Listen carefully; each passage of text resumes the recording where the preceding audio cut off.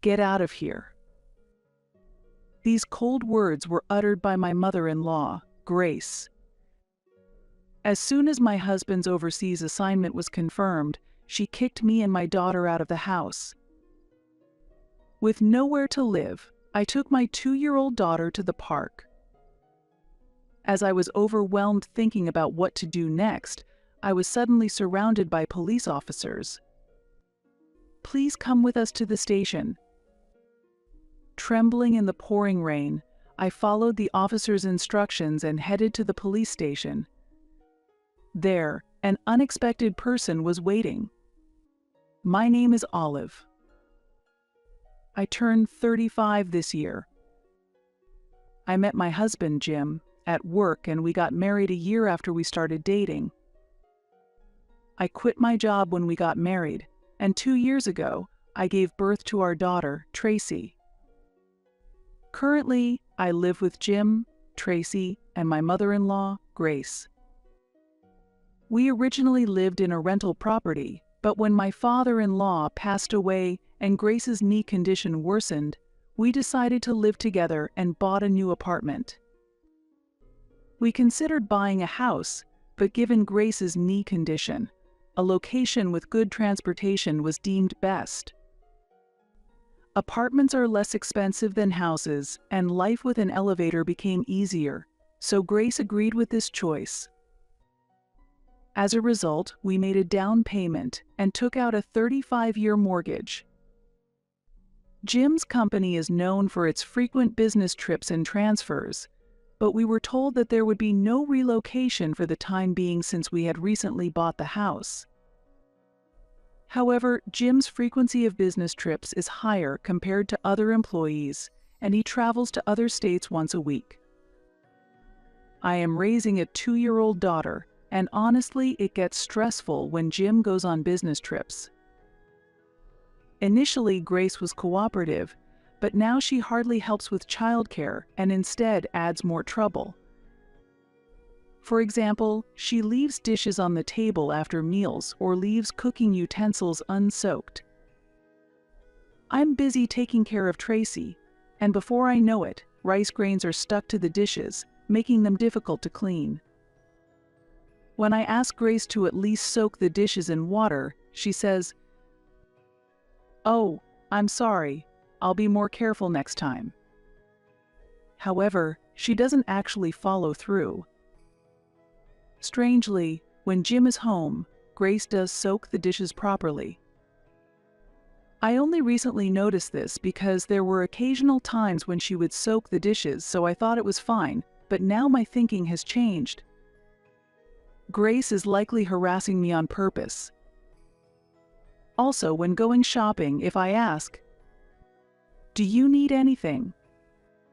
she responds, "No, I don't need anything special right now." But when I get home, she says, "Actually, I need something for tomorrow's hospital visit." This doesn't happen just occasionally, it's quite frequent. Grace has bad knees and moving is difficult for her, so I wanted to support her as much as possible, but lately, my willingness to help has been waning. I've considered discussing this issue with Jim. However, considering how busy he is with work, I feel reluctant to burden him further. Grace's harassment began not long after we started living together and has been going on for several years. When I confided in a friend about this issue, she advised, "That sounds like typical mother-in-law bullying.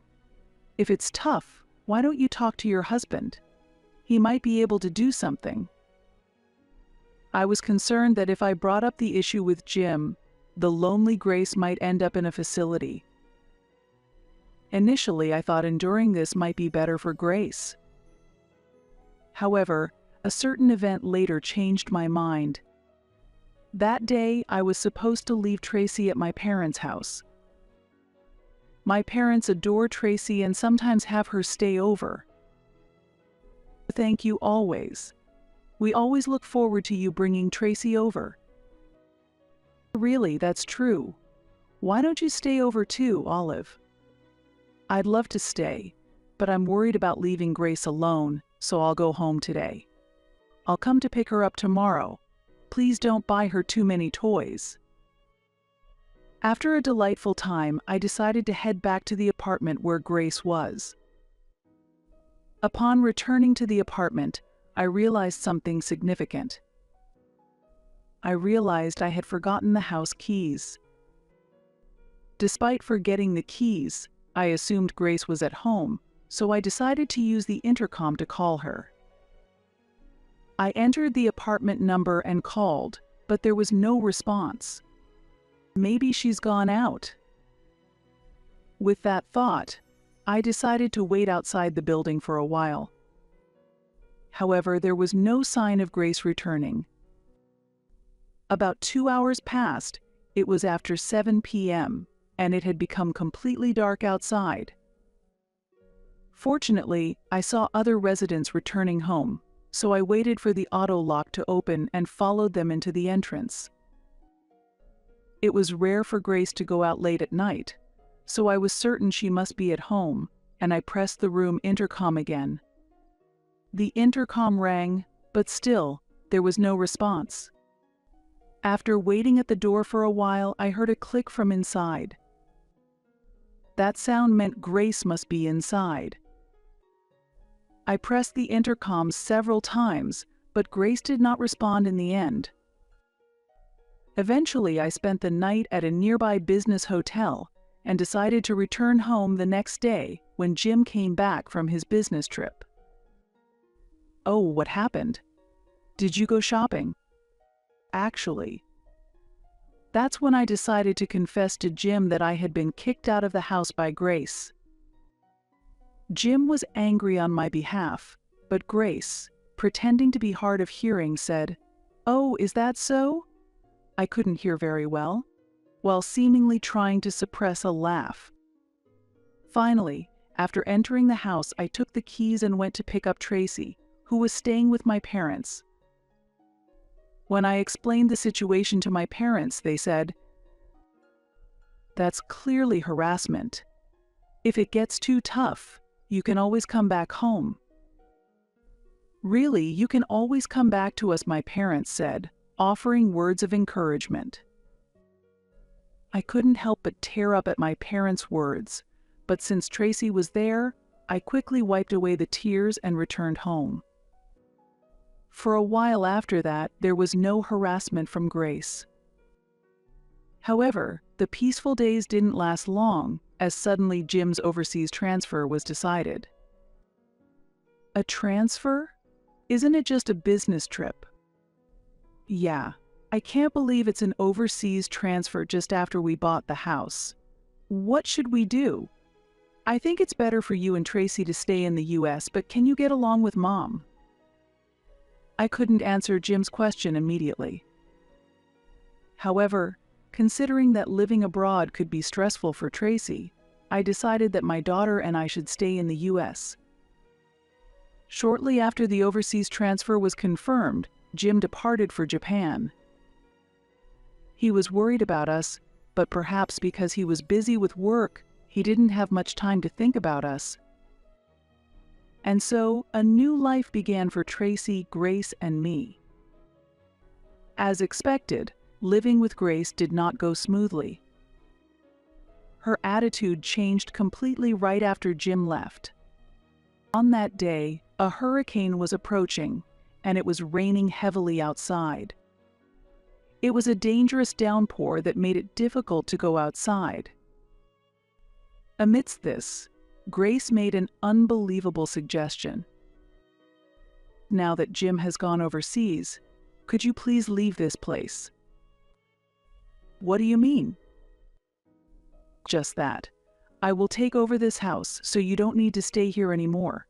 I can't relax with other people around. Please leave soon."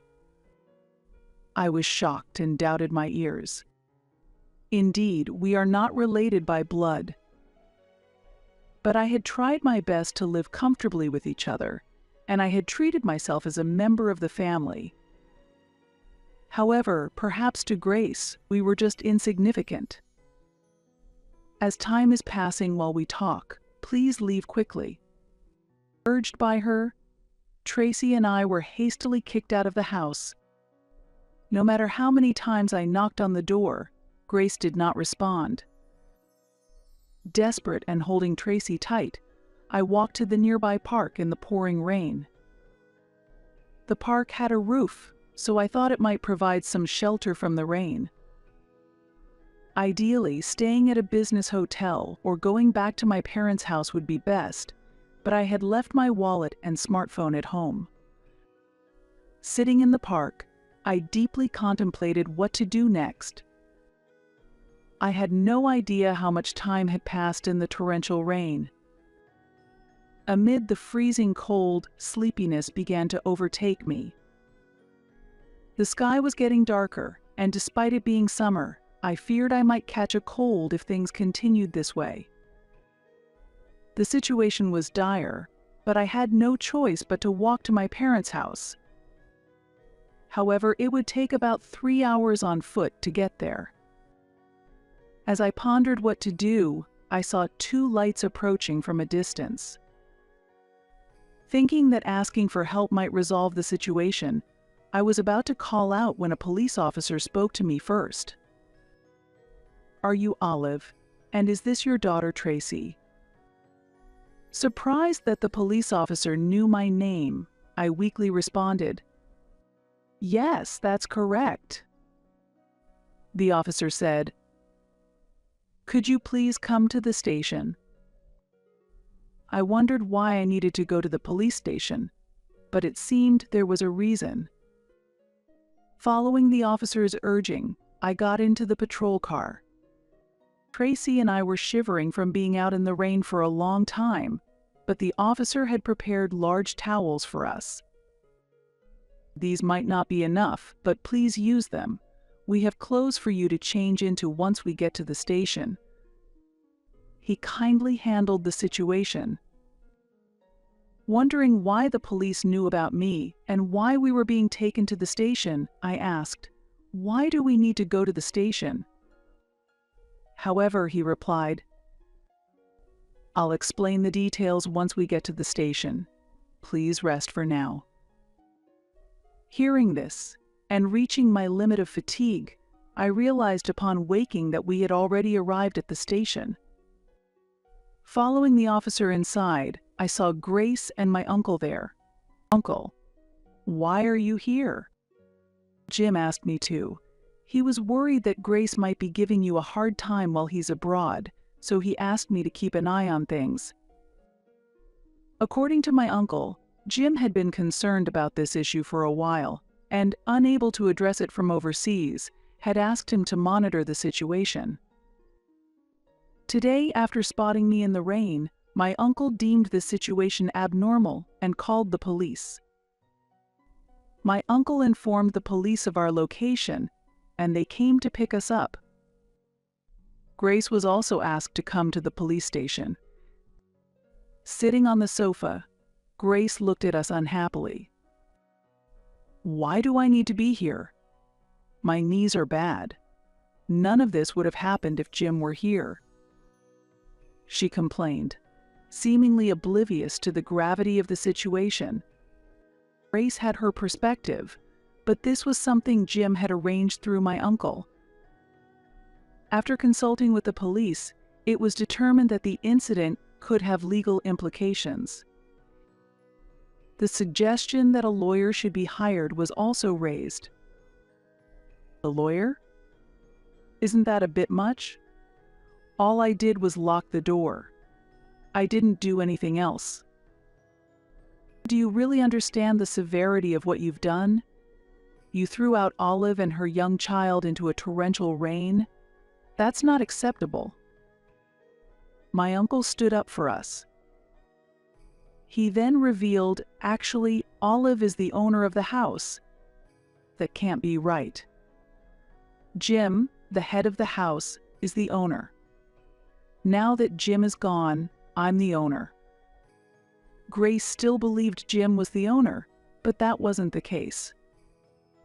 In fact, my uncle deals in real estate, and through his connections, we were able to buy the apartment at a good price. Because it was a transaction among relatives, Jim had advised that the property be put in my name. Initially, I didn't mind either way, but now I'm grateful for Jim's suggestion. Afterward, I hired a lawyer introduced by my uncle to proceed with consultations. According to the lawyer, it would be difficult to make Grace leave. Therefore, if we need to distance ourselves from Grace in the future, the best advice was to place her in a facility. Having learned this, I immediately called Jim to explain the situation. Jim had not expected the situation to escalate this far and said he would return to the U.S. to discuss it thoroughly. He is also considering the possibility of placing Grace in a facility. Meanwhile, for some reason, Grace was inside the police station, unconcerned and eating donuts. Since we cannot continue living with Grace, Tracy and I decided to temporarily take refuge at my parents' house until Jim returns.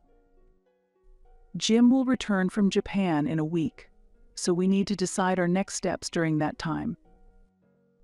If Jim does not support me, divorce may become one of the options. During this time, I regretted not sharing the problem sooner. 1 week later, Jim returned from Japan. Since he was at home with Grace, I moved back from my parents' house to our home. Jim had to return to Japan urgently, so he could only stay in the U.S. for a few days. During this short time, we needed to discuss what to do. I heard from Uncle, but is that really true? That's not true at all. It's all made up. I haven't done anything, and Olive is trying to get rid of me. Grace did not want to admit any fault and accused me of trying to oust her. Jim seemed to be listening to Grace's side while considering my position. Understood. But do you have any concrete evidence that Olive is trying to do something? Evidence?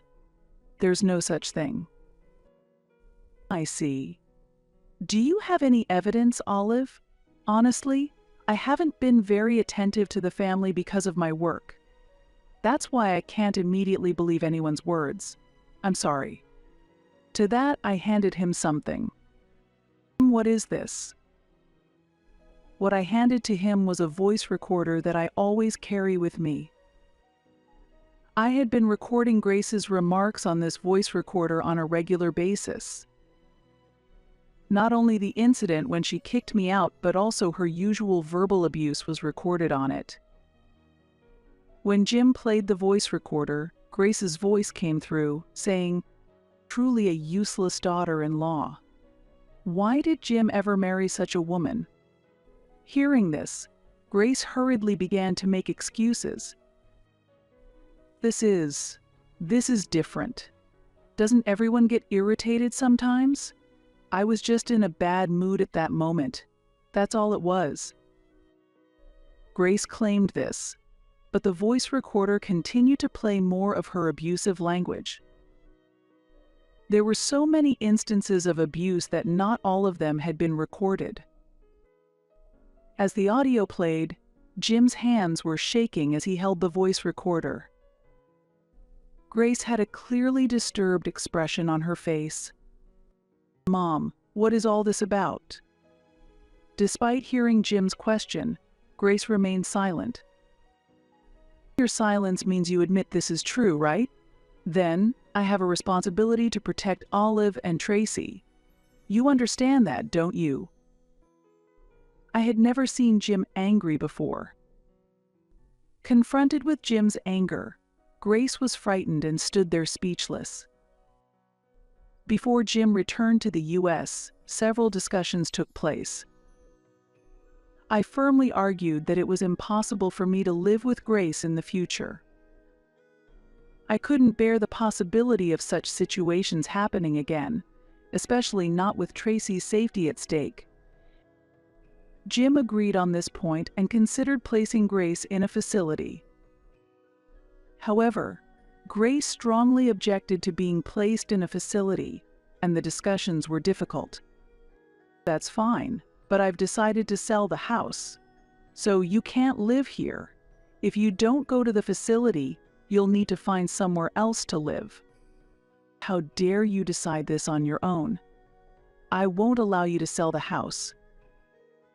Grace was opposed to selling the house, but it was an unacceptable demand. This was because Tracy and I had decided to move with Jim to Japan. Jim regretted not having spent enough time with his family and promised to value our time together more from now on. Although there was some resistance to living abroad, having Jim by our side provided a sense of security. Moreover, for Tracy, who is only 2 years old, it would be a great opportunity to learn a new language in a new environment. Therefore, we had no choice but to sell the apartment, which still had a mortgage remaining. We could have kept it, but I couldn't leave the mortgage payments to Grace. She was living on a pension, and considering her future needs, she thought she needed someone else's support. Grace was not convinced until the end, but we decided to place her in a facility almost forcibly. Jim said, "I'm sorry, but I need to return to Japan. Could you handle the procedures in the US?" And then he went back to Japan. With support from those around me, I completed the procedures to place Grace in the facility. Grace regularly receives updates from the facility, but she seems to be quite down. Not only is she lacking energy, but she also tends to cause trouble with other residents, making things complicated. Before heading to Japan, I visited the facility to see Grace, and she vehemently criticized me, saying, "I can't forgive you for locking me up in a place like this." She also continuously complained to the staff, "This food is inedible. Serve something decent. The portions are too small, the bed is uncomfortable, and the treatment from others is terrible. Staying here will drive me insane." When I apologized to the staff, they reassured me, "It's okay. These kinds of reactions are common and there's no need to worry. Please leave her care to us. We will keep you updated regularly, and if there is any need, we will contact you immediately." The staff were extremely kind. Despite the hardships I faced with Grace, I felt some affection for her due to our past life together, and it was with concern that I departed for Japan. Upon arriving in Japan, Jim, who was waiting at the airport, and I went to the apartment we had rented. Living costs in Japan are said to be high, but thanks to a housing allowance from Jim's company, we were able to find a reasonably spacious and affordable apartment. The residents of the apartment are very friendly and have been kind to me despite my limited Japanese. Yesterday, a neighbor shared some homemade beef and potato stew with me, so in return, I gave them some mac and cheese that I cooked. Mac and cheese is not very well known in Japan, but it seems they really liked it. Tracy and I are gradually learning Japanese. Since self-study has its limits, we are also attending a language school. There are many other American people at the school, including many who have just arrived in Japan. I've made new friends there, and I'm enjoying life in Japan. Now that I no longer need to worry about Grace, I can fully enjoy meals out with friends, which was difficult before. While I am slowly getting used to our new life, I won't be completely at ease until Tracy starts kindergarten. In Japan, children generally start kindergarten at the age of 3, so I hope to have her learn Japanese by then. Fortunately, Tracy has a good learning ability and is gradually picking up Japanese. By the time Tracy starts kindergarten, I am also hoping to start working. Jim has said he's fine with me being a stay-at-home mom, but through our new life in Japan, I've been inspired to further myself. Living amidst Japan's rich culture has boosted my self-esteem, and made me want to discover new aspects of myself. I've become friends with the staff at a local cafe, and they've invited me to work with them. The cafe is popular with American customers, but many local patrons are also studying English. Life in Japan might still present challenges, but Jim has become more proactive in communication. I've also become better at expressing my own opinions, and I believe we can overcome any difficulties as a family. Currently, I feel the happiest I've ever been in my life. Rosa, you're the wife, so from today you will live in this house and take care of Mom with me. That's right, you should take care of me. I'm weakened by the loss of my husband. If you resist, I'll make sure you and my son get divorced. Despite her supposed frailty from mourning her late husband, my mother-in-law spoke with surprising vigor. Normally, one might be shocked and disturbed by this situation, but I was completely calm. This was exactly as I had anticipated, and I had already been planning to distance myself from this family and making future plans with my sons. With a firm stance, I declared, "Then I'll quit being your daughter-in-law and claim $220,000. Dwayne and I will leave the house. If you are going to live with your mother, Louis, first make sure to pay me back half of the $200,000 I put down to buy this house." What? Furthermore, with the support of my sons, I resolved to teach this capricious family a lesson. I, Rosa Anderson, am a 45-year-old married woman of 20 years, balancing my career and parenting. I'm a working mother. My husband, Louis, had been a senior colleague when I was a new employee, teaching me how to work carefully. We had worked in the same department for 2 years, handling many projects together. When he was about to be transferred, I was scheduled to move to a nearby branch, but just before that, he made an unexpected confession. "Actually, from the first day you came to the company, I've always been interested in you, but seeing each other every day, I couldn't find the right moment to say it. Would you consider dating me?" Upon hearing his words, I hesitated for a moment. This was because of the several odd rumors I had heard about Louis over the past 2 years. According to his colleagues and close work friends, Louis had a very close relationship with his family, which sometimes gave others a sense of discomfort. Concerned about whether this mommy's boy relationship was truly harmless, I cautiously asked him about it. Louis, you live at your parents' home, right? If we date and I work late and come home late, you wouldn't be unhappy, right? And if we get married, there's no chance we would have to live with your parents, right?" To my casual inquiry, Louis responded with an unexpectedly pleased look. "Ah, does that mean you really understand my family situation? That makes me happy, but please don't worry. Even though I live at my parents' house, I have no intention of living with them even after we get married." Louis's response caught me by surprise. His words conveyed a clear vision for the future, which gradually alleviated my anxieties. I felt there was some misunderstanding there. However, at that time I lacked the courage to correct him and ended up accepting the misunderstanding as a temporary basis in order to start our relationship. Although I agreed to the relationship reluctantly, once we actually started dating, I discovered that Louis was more wonderful than I had expected. There was no trace of him being a mommy's boy, and our relationship smoothly progressed into romance. About a year into our relationship, Louis surprised me with a marriage proposal, and we decided to get married. After the wedding, my in-laws were incredibly warm people, and I felt truly relieved about my relationship with them.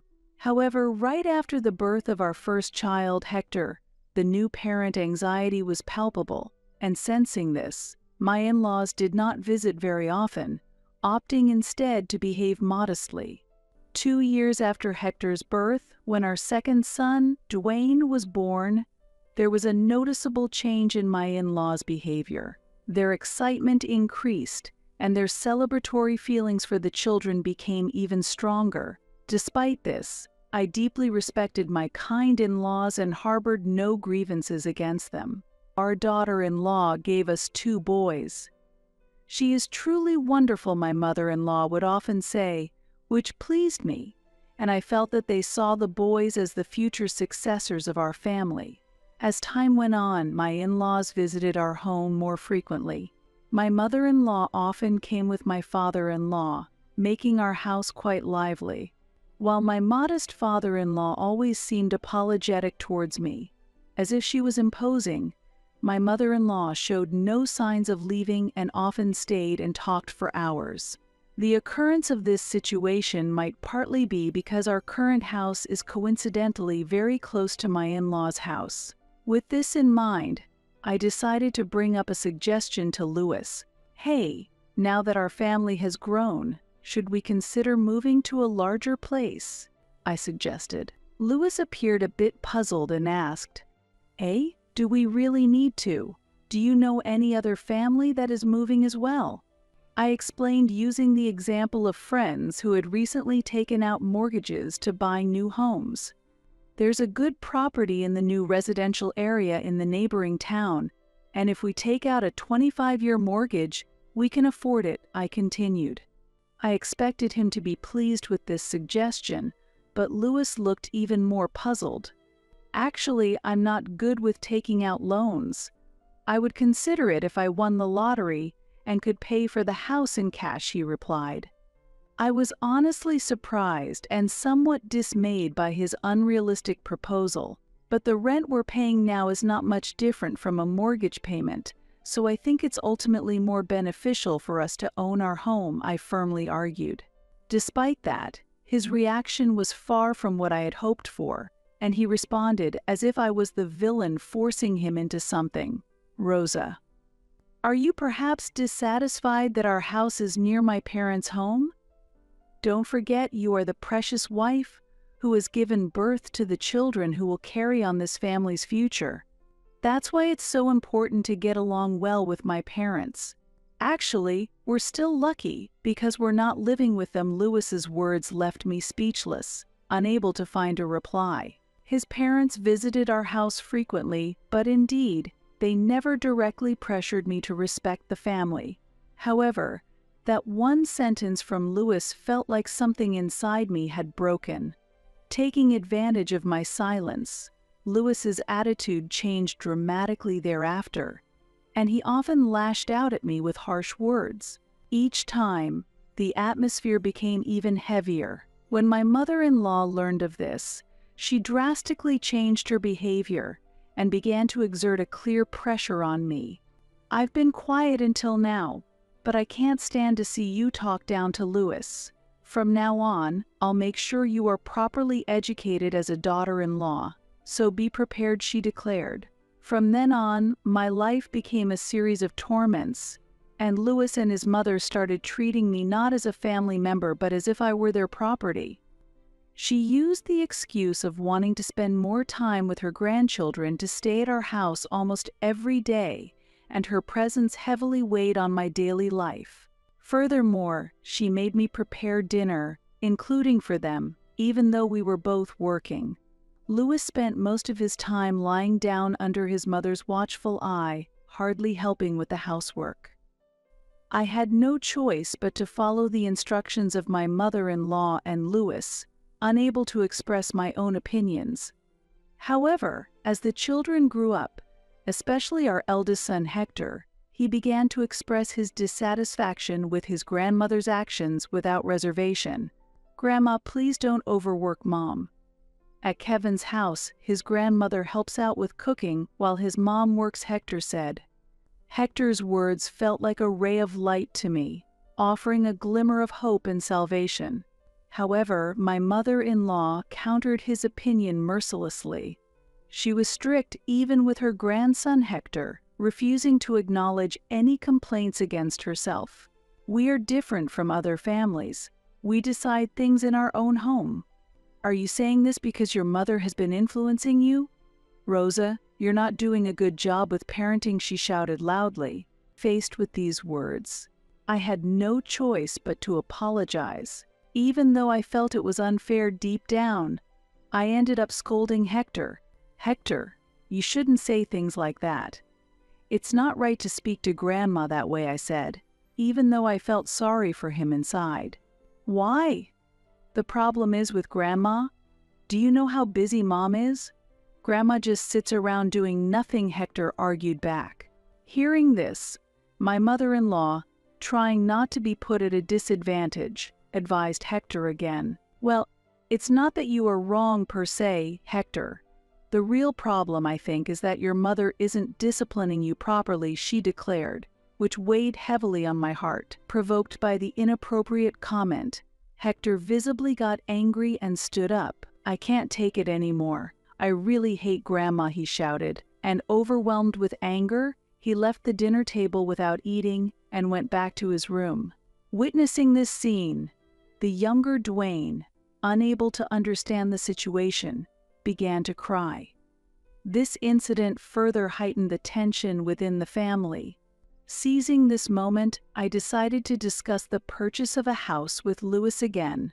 I knew he was hesitant about using a loan, but he agreed to a plan where we would save diligently together and pay in cash when we had enough funds. However, I understood that it would take a long time to acquire the home we wanted. I was determined not to accept any help from my in-laws. Therefore, I reviewed our household finances, made every effort to save as much as possible, and committed to economizing wherever feasible. Now, 20 years into our marriage, we finally managed to buy our own home. Considering that Dwayne would be an 11th grade student and facing exams next year, I prepared a study room for him facing the window on the second floor. Meanwhile, Hector had started college and was living on his own, but we kept his room as it was so he could use it when he came home. With the purchase of our 4-bedroom house, we gained a spacious living environment including a master bedroom and a traditional European-style guest room. The new house is at a reasonable distance from my in-laws' house, which I hoped would reduce their frequent visits. However, the peaceful days I longed for were short-lived. Especially on weekends, the situation became unexpectedly complicated. Without consulting me, Louis would decide on his own to pick up his parents by car and invite them over to our house. As a result, my in-laws began visiting almost every weekend. This ongoing situation led me to question myself, why did we even bother buying our own home? Each time my mother-in-law visited, she would keenly inspect every corner of the new house. "Oh, what a lovely home. Louis really did well. You should be grateful to him," she would say. I could only manage a wry smile in response, barely mustering a yes. It seems my mother-in-law mistakenly believed the house was purchased solely with Louis's income. Meanwhile, every time my father-in-law visited, he appeared genuinely apologetic. "Rosa, I'm really sorry. It's regrettable that we invade your weekends like this," he would apologize. While he felt hesitant about the visits, my mother-in-law forcibly brought him along. This fact pained me, and it was hard to bear considering his feelings. "No, father-in-law, please don't hesitate on our account." "You're welcome anytime," I replied, but my mother-in-law would interrupt. "That's right. After all, this is your son and daughter-in-law's house, isn't it? So naturally, it's ours too," she boasted. Although I wanted to object inwardly, I couldn't openly dispute her in front of everyone, which made my father-in-law's consideration go unrewarded. Thus, my inability to speak my mind due to my mother-in-law's overbearing interference persisted for months. The stress from my intense work and the exhaustion from living frugally began to take a toll, and I started experiencing stomach pains, which cast a shadow over my daily life. Reaching my limit, I sought medical help at a gastroenterologist near my workplace and was diagnosed with a duodenal ulcer. Going forward, it was imperative for me to avoid stress as much as possible. After my medical appointment, as I was settling the payment, I unexpectedly ran into someone in the waiting room. "Father-in-law? Why are you here? This hospital is far from where you live. It turned out he was there for a gastroenterology consultation as well. After enduring years of stress and fatigue from my mother-in-law's pressure, my father-in-law had developed a stomach ulcer. However, he chose this distant hospital to avoid my mother-in-law finding out, as there was a risk he might be discovered if he went to a local hospital. I see. I'm really worried about your health, father-in-law. Please take care not to overdo things. Ah, thank you. Please keep this matter a secret from my wife and Louis? My father-in-law always did not want to bother others with his issues. Unaware of this, my mother-in-law continued to behave as she pleased. She began staying frequently in Hector's room, which she thought was unused. One day, when my mother-in-law visited, a large package arrived. Upon opening it, it was a karaoke set. Look at this. There's an unused room, right? I'd like to put it there. There are too many troublesome people in my neighborhood, and I can't enjoy karaoke at home. That's problematic. Our house isn't soundproof, and we have neighbors to consider, plus we've just moved in, so I'm worried about what they might think. However, Louis brushed over what I said. Just allow this. It's her only pleasure, Louis lightly responded. But Dwayne is preparing for his exams, and regarding karaoke, she can do it outside, which is cheaper during weekday afternoons. Really, you make such a fuss. I dislike going out, so it's better for me to relax at home. There shouldn't be a problem, right? Oh yes, he can study when she is not around. How long will these self-centered attitudes continue? Meanwhile, my father-in-law looked at me again. I could tell he was trying to apologize to me. I was worried about his mental state if this situation continued. Afterward, there was no contact from my mother-in-law for a while, and I had a nagging feeling of unease. Then, while I was at work, I suddenly received a call from her. She said hurriedly, with tears in her voice, "I'm so glad I got through. I tried contacting Louis, but there was no response. Dad is in critical condition. Please come quickly." I immediately left work and rushed to the hospital I was directed to. Louis managed to arrive just in time, but both were already in tears. My father-in-law had passed away just before I arrived. He had been suffering from late-stage stomach cancer, and the delayed diagnosis at an inadequately equipped clinic proved fatal. If only we had realized sooner. I couldn't stop my tears either. Afterwards, my mother-in-law seemed devastated, yet she came as if nothing had happened. At that moment, Louis made a shocking proposal without consulting me. "Rosa, you are the daughter-in-law, so from today you will live in this house and take care of Mom." "That's right, you should be the one taking care of me. I'm weakened by the loss of my husband. If you resist, I will make sure you and my son get divorced." Surprisingly spirited, despite supposedly being weakened by my father-in-law's death, my mother-in-law insisted on this arrangement. She presented a long list with detailed demands regarding living together. The list included care, household chores, and unreasonable demands.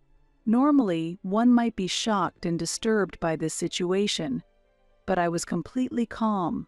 This was exactly as I had anticipated, and I had already been planning to distance myself from this family and making future plans with my sons. With a firm stance, I declared, "Then, I'll quit being your daughter-in-law and claim $220,000.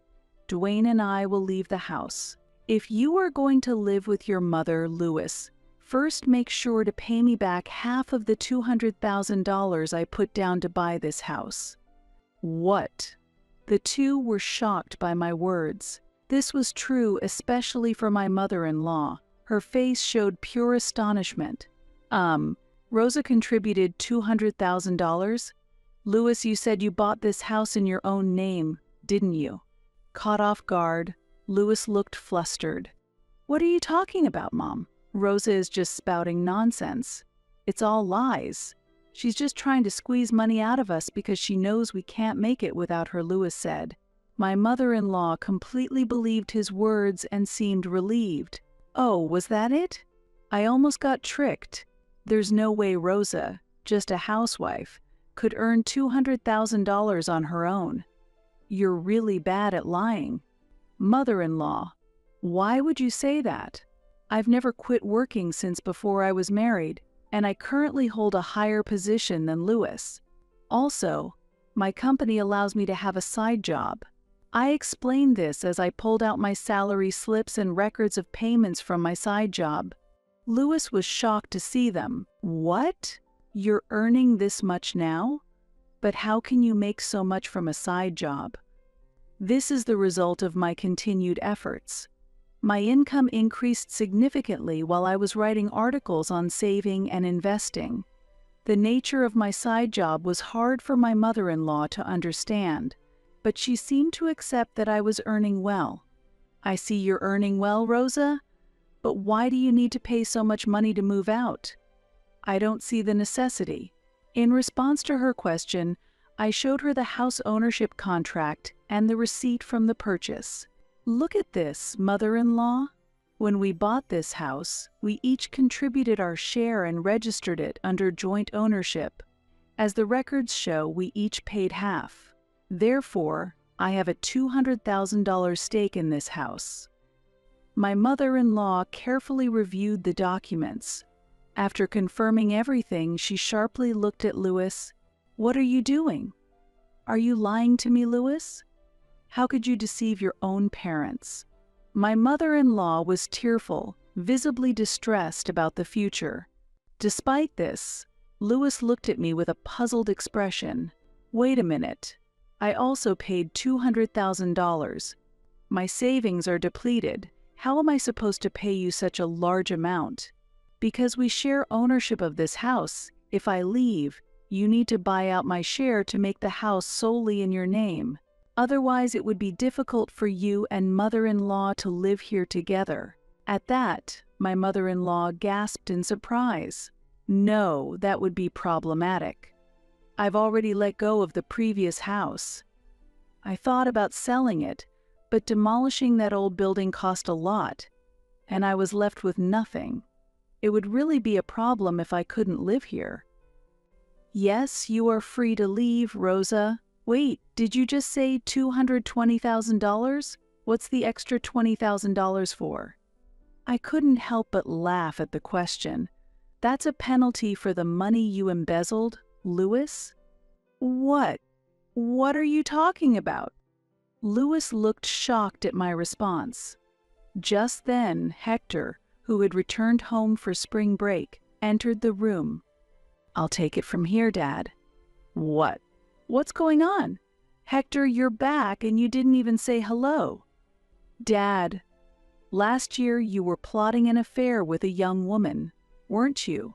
Louis unconsciously started to sweat as Hector brought this up. It was clear he knew something. Seeing Louis recall the past, Hector pulled out his phone from his jacket and showed a specific screen to him. On the screen, there was an image of Louis smirking while embracing a young woman tenderly. "What are you doing, Hector?" "This is from our high school senior class chat. We've kept in touch since graduation. And this girl next to Dad here, she's an old friend of mine." Louis had recently attempted an affair with this woman. Given that she was Hector's old friend, she would have been underage at the time. Yet Louis, without any sense of guilt, boldly stated, "And what's the problem?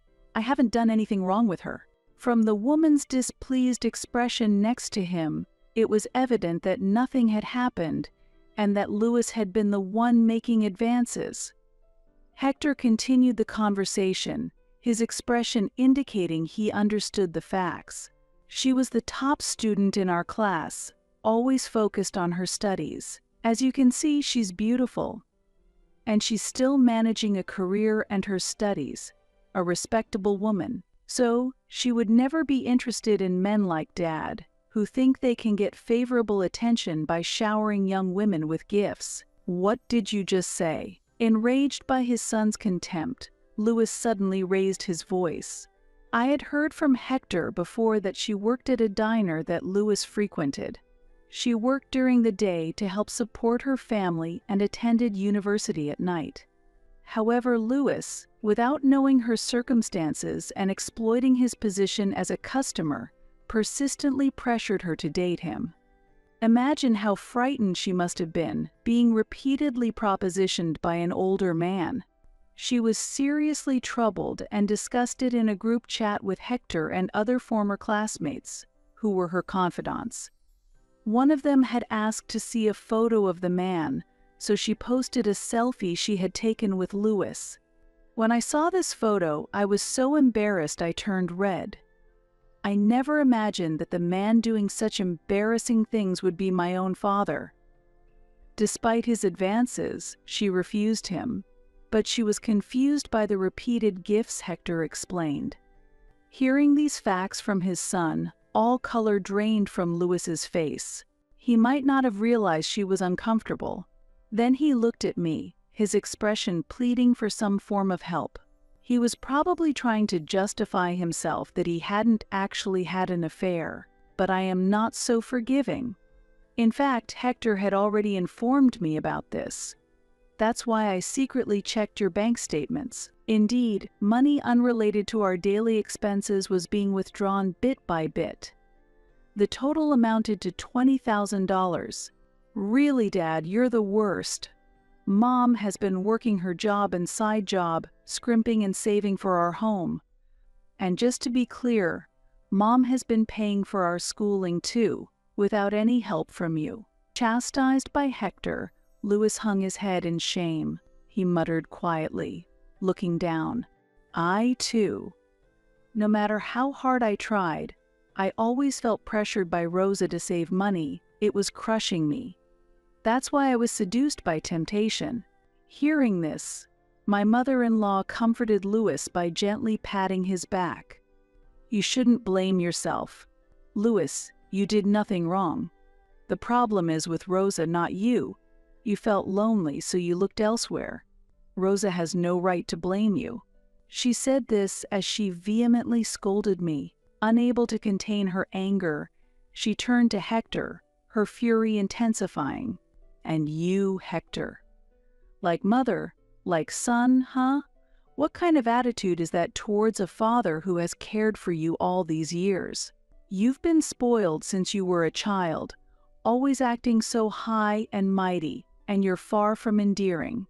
Just moments ago, she had been feeling insecure due to the disadvantageous situation, but her son was clearly the most important thing to her. She continued to vehemently criticize us.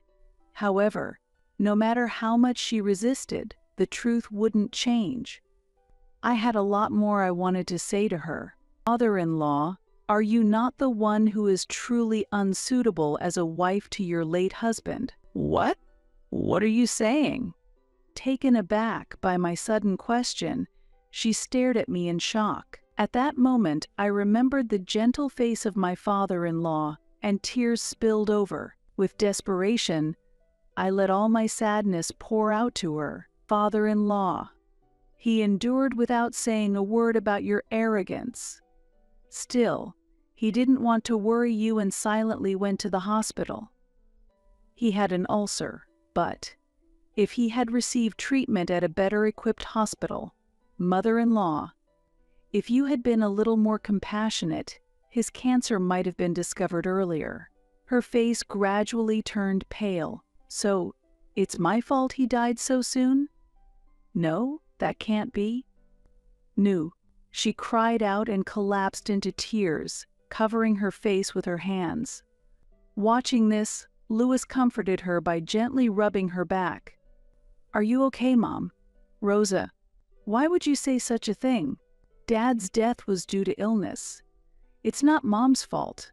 Stop it, Dad. Responding to the heated argument, Dwayne emerged from the living room. He had been tidying up around the house. What's going on now, Dwayne? I hear you've been slacking off on your studies recently. Have you given up on going to college? I haven't given up, but after finishing high school, I plan to work first before going to college. I love Mom, but I don't want to live depending on her like someone else." Dwayne's determination was firm, but Lewis and my mother-in-law frowned at his words. "Is this your doing too, Rosa? Always looking down on your father?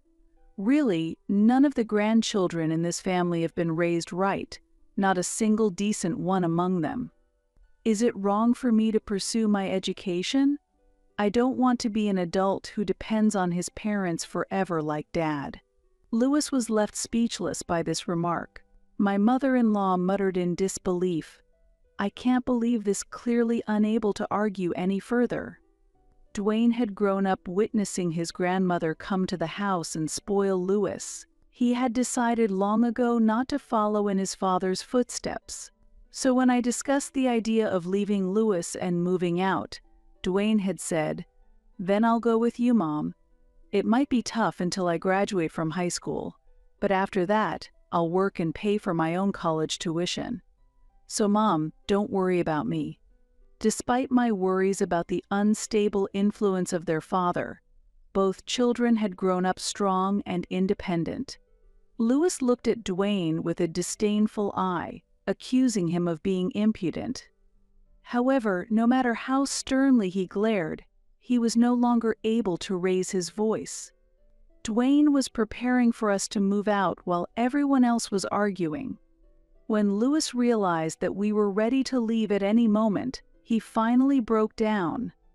"Well, if you're leaving the house, that's one way to go. But it's not feasible for me to pay for your share in one go, Rosa. Please, if you can settle it with monthly payments, I'd like to transfer the house to my name." My mother-in-law, witnessing the scene, also broke down. "I beg you to. I can't have a peaceful life if things stay as they are," she pleaded, breaking down in tears. In the end, I agreed to accept monthly payments from Lewis, and Dwayne and I left the house. The $20,000 Lewis spent on the young woman was included in the monthly payments as part of the divorce settlement. I also proceeded with the divorce papers. However, our departure was a major blow to Lewis and his mother. Lewis had never once done any cleaning or laundry, and his mother was mostly helpless as my late father-in-law had managed most household chores. After everything had settled down, I went to Lewis's place to get him to sign the divorce papers. However, when I visited, the house was already a mess in less than a week, with trash overflowing both inside and out, and a foul smell that required me to cover my nose even before entering the doorway. This situation has evidently become a nuisance to the local residents, and not merely because of the trash. My former mother-in-law appears to still be indulging in her karaoke sessions. Even when I visited, I didn't see her, but her singing was resonating loudly. It seems inevitable that complaints from neighbors would arise if this continues. Indeed, I found a note in the mailbox written in large letters, "Stop singing karaoke at home. It's noisy." The provocative message was surprising. Despite the warnings from neighbors, it appeared that my former mother-in-law was not inclined to stop her karaoke sessions. After the divorce was finalized, I had to visit Lewis's house again because, over the past few months, his repayments had ceased, and I needed to press him about it. However, upon arriving, I found the house empty and in a worse state than before, resembling more of a garbage dump. Local residents informed me that my former mother-in-law continued singing until late at night, and eventually the neighbors called the police. They were instructed to clean up not only the outside but also the heaps of garbage inside, which were left untouched. Due to their weak connections with the community, nobody knew exactly when the two had left. It was rumored in the neighborhood that they might have fled overnight to avoid paying for garbage removal or to dodge the police. Attempts to contact them were fruitless, suggesting that they might no longer be able to afford their cell phone bills. In an effort to prompt payment, I visited the branch where Lewis had worked, only to discover that he had resigned about 6 months ago. Further investigation revealed that Lewis had been involved in multiple break-ins and thefts and had been arrested for these crimes. However, the whereabouts of my former mother-in-law remained unknown. Recently, I spotted something resembling a makeshift hut made of cardboard by the river. At night, I could hear a woman singing loudly from it, which might be her. Still, it might be best to avoid further involvement with her. Ultimately, I decided to write off the payments from Lewis. Hector, who is now in his senior year of college, has already secured a job and is currently focusing on part-time work. Hector has recently started dating a new girlfriend. She is the same woman Lewis once pursued, who was Hector's former classmate. She is a strong, independent person who always tries to solve problems on her own and strives not to burden her family. Hector apologized to her for the trouble his father caused her in the past. Perhaps it was his sincerity that attracted her. After graduating high school and starting work, Dwayne decided to enroll in the night university that Hector's girlfriend attends. Now that their parents have separated, he is eligible for financial support for his tuition, but he wishes to achieve as much as he can on his own. A few years later, Hector's wedding was set. He and his girlfriend have already built a good relationship, and she suggested we live together once they get married, but I declined. I believe it is better for parents and children to live independently, to avoid unnecessary concern for each other. I explained this to her and told her, marriage is about supporting each other, and it's important to work together as a couple. If you ever need help, you can always rely on me. She responded with tears in her eyes, "Yes, thank you." I am truly happy to see Hector surrounded by wonderful people, and am incredibly satisfied seeing how well my sons have grown. My own income is stable, and I have had no financial troubles following my divorce from Lewis. Now that the challenging phase of parenting is over, I plan to find new hobbies to enjoy more of my personal time.